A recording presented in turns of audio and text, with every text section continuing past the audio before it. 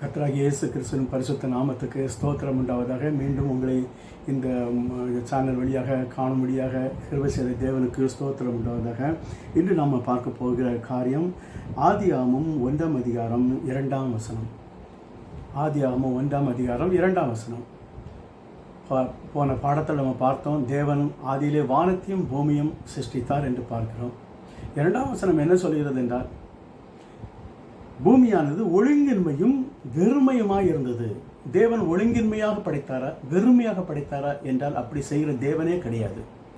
எந்த காரியத்தை செய்தாலும் பரிபூர்ணமாக செய்கிற தேவன் நம்முடைய தேவன். அப்படி என்றால் ஏன் ஒழுங்கினம் உண்டானது? அது கேட்டால் ஏதோ ஒரு காரியம் நடந்திருக்குது. எப்படி என்று பார்ப்போம். தேவன் தூதர்களையும் கேருபீன்களையும் படைத்திருந்தார்.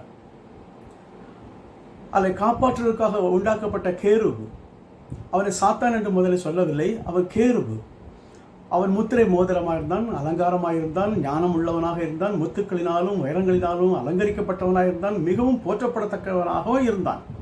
ஆனால் தேவாதி தேவனுக்கு விரோதமாக தன்னை உயர்த்தின போது தேவன் அவனை அதள பாதாளங்களில் தள்ளினார்.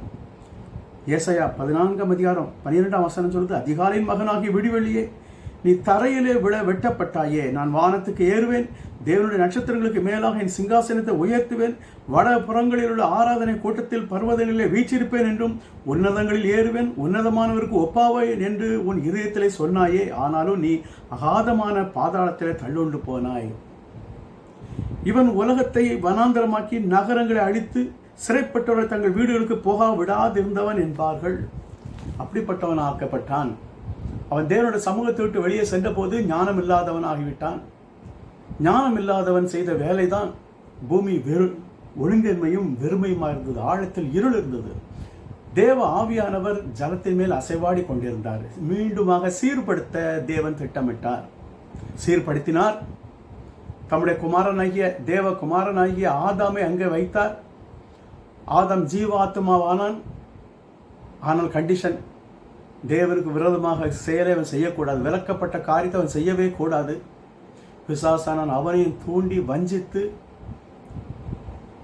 தேவனுக்கு விரோதமாக கிரியை செய்ய வைத்து ஆதாம் அவன் மனைவி 2 பேரும் தங்களுடைய வாழ்க்கையை சீரழித்து வனாந்தரமாக்கி ஒழுங்கின்மையான ஒரு நிலைமைக்குள் சென்றதை பார்க்கிறோம். தோட்டத்தை விட்டு துரத்தப்பட்டார்கள், சாபத்துக்கு உட்பட்டார்கள். ஆதாம் நிமித்தமாக பூமி சபிக்கப்பட்டது.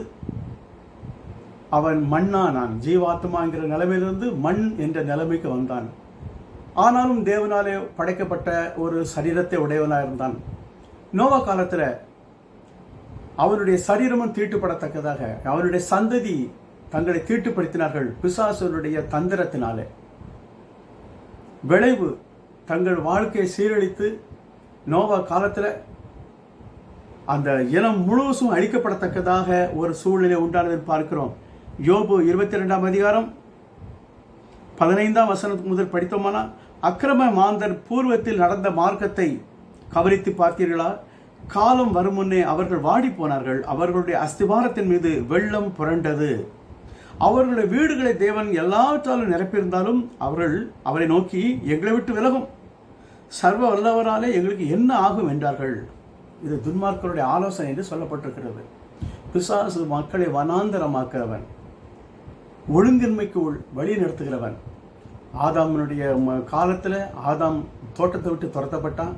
நோவா காலத்தில் நோவா குடும்பத்தை தவிர மீது முழு உலகமும் தண்ணீரினாலே அழிக்கப்படுவதற்கு ஏதுவாக இருந்தது. தண்ணீர் ஜீவன்கள் அழிக்கப்பட்டது, பூமி சுத்திகரிக்கப்பட்டது என்று வேதம் சொல்லுகிறது. தண்ணீர்னாலே சுத்திகரித்தார். பிற்பாடு ஆபிரகாம் என்ற ஒரு மனுஷனுடைய வித்தை தெரிந்து கொண்டு அவர்களுக்கு தீர்க்க தரிசனங்களையும் வேதங்களையும் நியாயப்பிரமாணங்களையும் கொடுத்து அதிலே உண்மையாக இருக்கவும் அதனாலே அவர்கள் ஆசீர்வதிக்கப்படுவார்கள் என்று சொல்லியிருந்தார். ஆனால் அவர்களோ பிசாசின் வஞ்சனைக்கு உட்பட்டு ஒன்றான மெய்தேவனுடைய விசுவாசத்தில் நிற்காமல் சுற்றிலும் இருந்த எல்லா ஜனங்களைப் போல பல தேவ வணக்கங்களுக்கு சென்று தேவனுக்கு விரோதமாக இருந்தபோது அவர்களுடைய வாழ்க்கையும் வனாந்தரமாக்கப்பட்டது.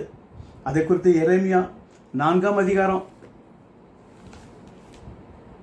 22ஆம் வசனத்தில் படித்து பார்க்கும்போது, என் ஜனங்களோ மதியற்றவர்கள், என்னை அறியவில்லை, உணர்வில்லை, பைத்தியம் உள்ள பிள்ளைகள் என்று அவர்களை சொல்கிறார்.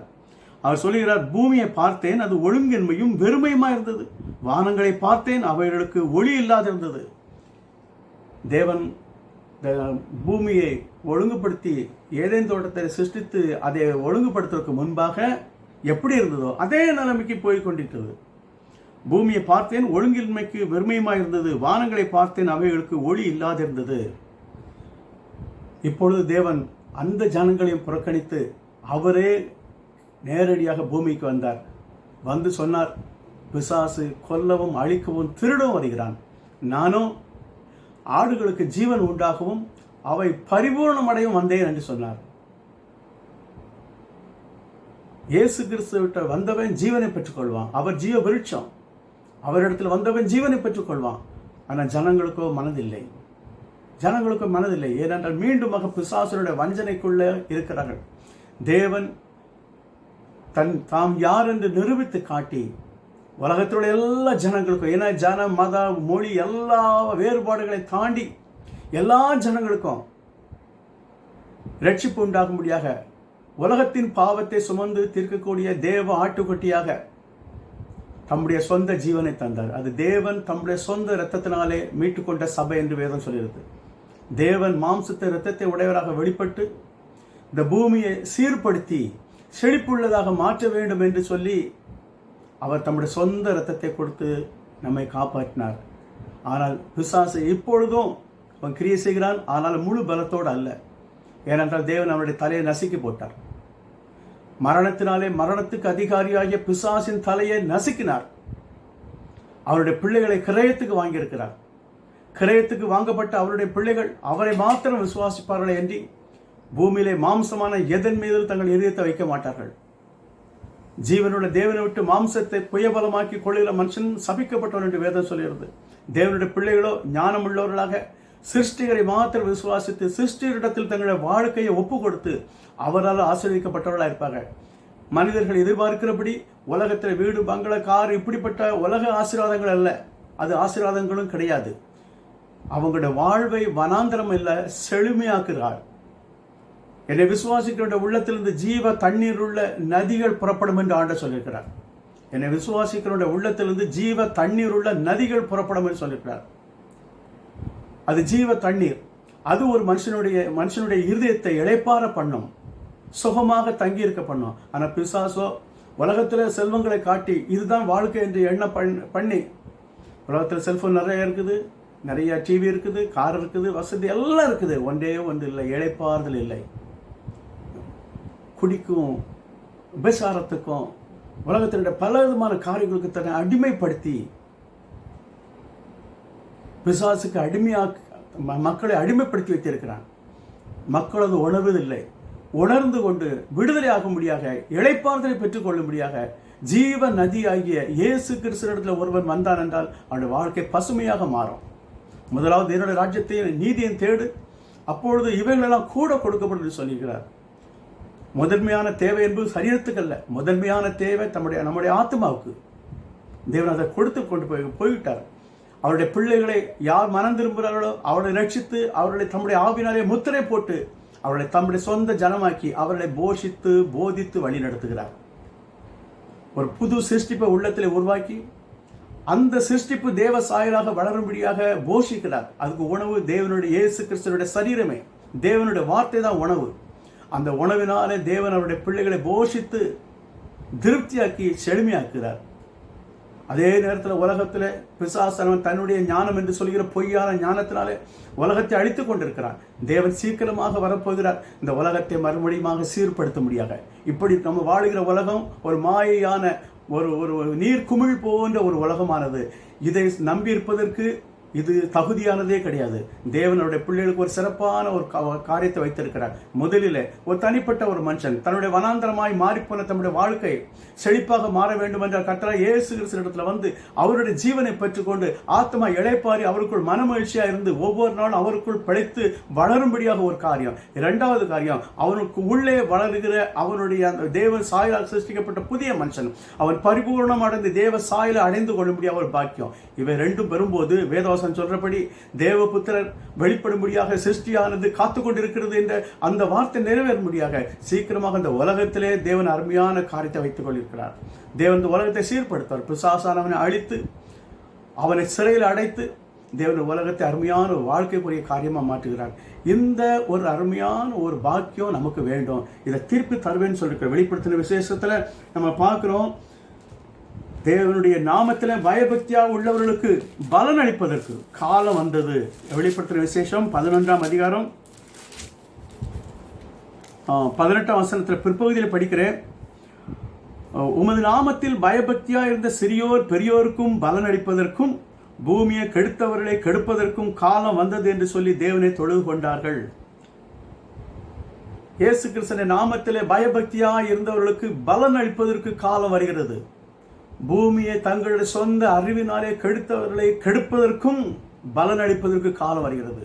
அப்பொழுது பிசாசோடு அவர்களுக்கு உரிய இடத்தில் தள்ளப்படுவார்கள். ஜனங்களை நாம இயேசு கிறிஸ்துக்கு நேராக மனதை திருப்புவோம். தேவனால் சீர்படுத்தப்பட்ட ஒவ்வொன்றையும் பிசாசானவன் சீர்குலைப்பான். அவனால் சிருஷ்டிக்க முடியாது, ஆனால் சிருஷ்டிக்கப்பட்டதை சீர்குலைப்பான். ஆனால் இப்பொழுது தேவன் அவருடைய பிள்ளைகளை கிரயத்துக்கு வாங்கினார். கிரயத்துக்கு வாங்கின ஒன்றையும் அவருடைய கரத்திலிருந்து ஒருவராலும் பிடுங்க முடியாது. நம்மையும் ஒருவராலும் பிடுங்கவே முடியாது. தேவன் அவருடைய நாமத்தினாலே காத்து கொண்டிருக்கிறார். அவருடைய ஆவினாலே நம்முடைய முத்திரை போடுகிறார். அவருடைய பலத்த கரத்திற்குள் அடங்கி இருப்போம். காலமானது சீக்கிரமாக முடிய போகிறது. அடையாளங்கள்லாம் காணப்படுகிறது. காலம் முடிய போகிறது. இதற்குள்ளாக இயேசு கிறிஸ்துவினுடைய கிருபையை பெற்றுக்கொண்டு அவருக்குள்ளாக நம்முடைய ஜீவன் பெருகும்படியாக நம்மை நாமே ஒப்பு கொடுப்போம். கர்த்தர் நம்மை ஆசீர்வதிப்பாராக.